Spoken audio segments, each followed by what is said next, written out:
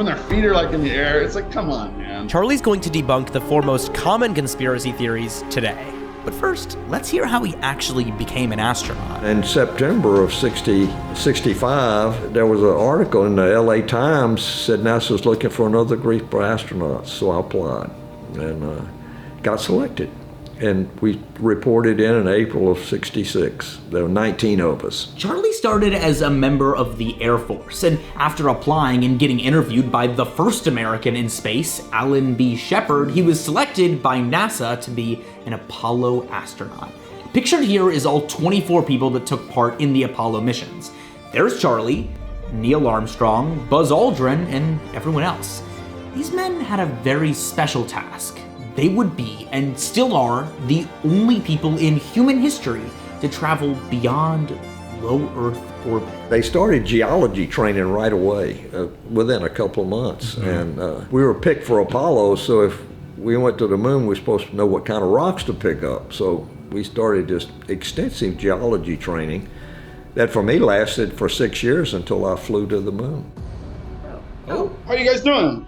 We're doing fantastic. Thank you so much for agreeing to do this. Oh, no problem, man. My pleasure. Christian is our first moon landing denier, presenting the first theory for Charlie to debunk. How much fuel exactly? This is a new one for me. Like, some engineer did the math, and they're like, it just doesn't add up. They should have a lot more fuel if they're going to go all the way to the moon in that big hunky chunk. It just doesn't add up. They should have way more fuel. Okay. The fuel budget, we had limited fuel. You had enough fuel to go into lunar orbit to slow down. Going to the moon, you don't burn any fuel. This, I think, is one of the most commonly misunderstood parts about space travel in general, and probably the reason it seems so impossible that we'd be able to go to the moon in the first place. It seems so high-tech to be able to take a rocket all the way to the moon when airplanes have to refuel at every airport. But what people fail to realize is that once you start going in space, you don't stop.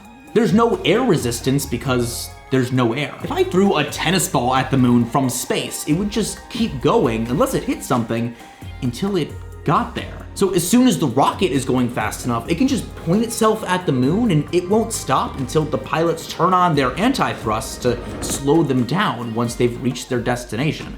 That's just how traveling in space works. When you get to the moon, you're going probably 6,000 miles an hour, thereabouts, and you have to slow, but that's too fast to go into orbit. And that trajectory was designed because you had only limited fuel in the service module.